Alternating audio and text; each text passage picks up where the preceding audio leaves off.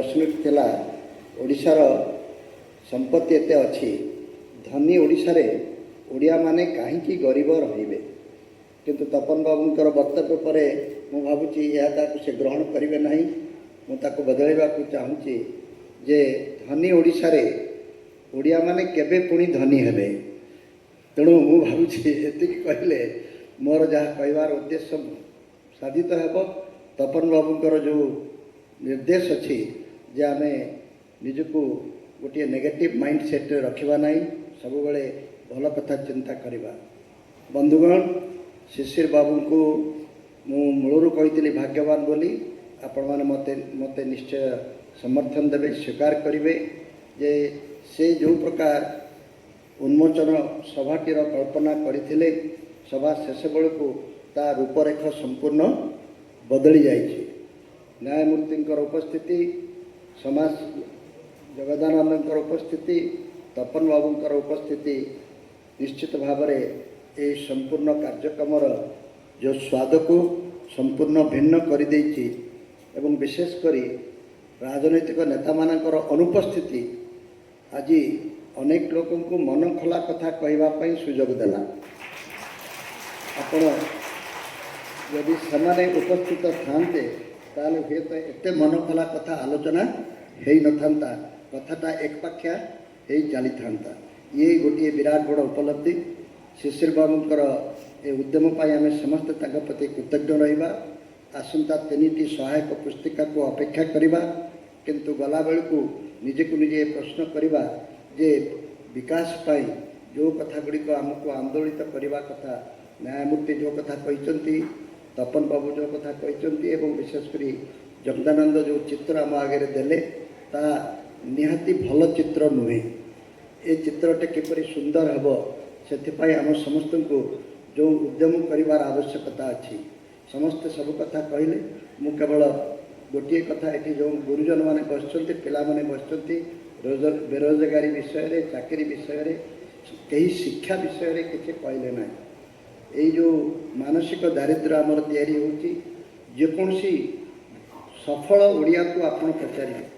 जो माने आज विकसित ओडिया कथा चिंता करुचंती से मानक जदि जड़े जड़े सफल ओडिया बोली धारणा धरा सबु सफल ओडिया को आपण गोटे प्रश्न पचारतु आपणकर पिला माने कौन करुचंती आपण उत्तर पाइबे जहाँ न्यायमूर्ति भी कहते किए अमेरिका रे अच्छी तो किए दुबई रे अच्छी किए बेंगलोर रे अच्छी तो किए बॉम्बे रे अच्छी ताले ओडिशा रे अच्छी किए जहाँ सी कहते ओडिशा रे टैलेंटर अभाव नहीं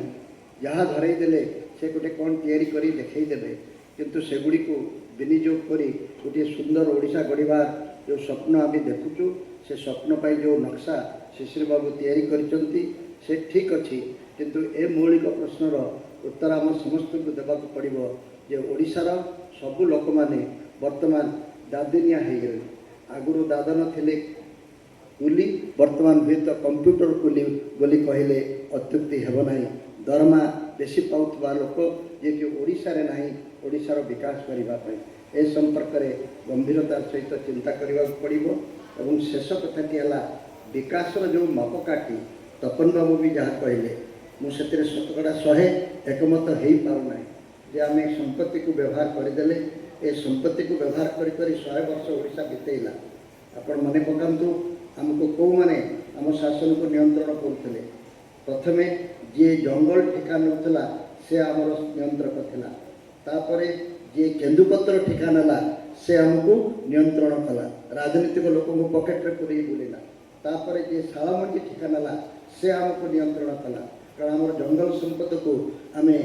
बिकी बाकी आम गत प्रथम 50 वर्ष आम राजनीति बिताई देले तापरे जो मैंने खनि मालिक हेले से माने आमको नियंत्रण कले एबे जो मैंने बाली बटा नहीं से माने आमको नियंत्रण कर जानी ना हाइवा गुड़िक जो जाऊँगी नदी बाली ही आम राजनीति को बर्तमान कलुषित करुच्ची किंतु आपण मानकर घर दरकार तेणु गोटे ट्रक बाली दरकार जिते दाम बसी पड़ूना किंतु तार जो दुर्नीति होची न्यायमूर्ति जिते जहाँ कहले ये बाली घाट थिबा पर्यंत घर तैयारी पाई आपंकर बाली दरकार पर्यंत बाली दुर्नीति केबे अंत हेब नाही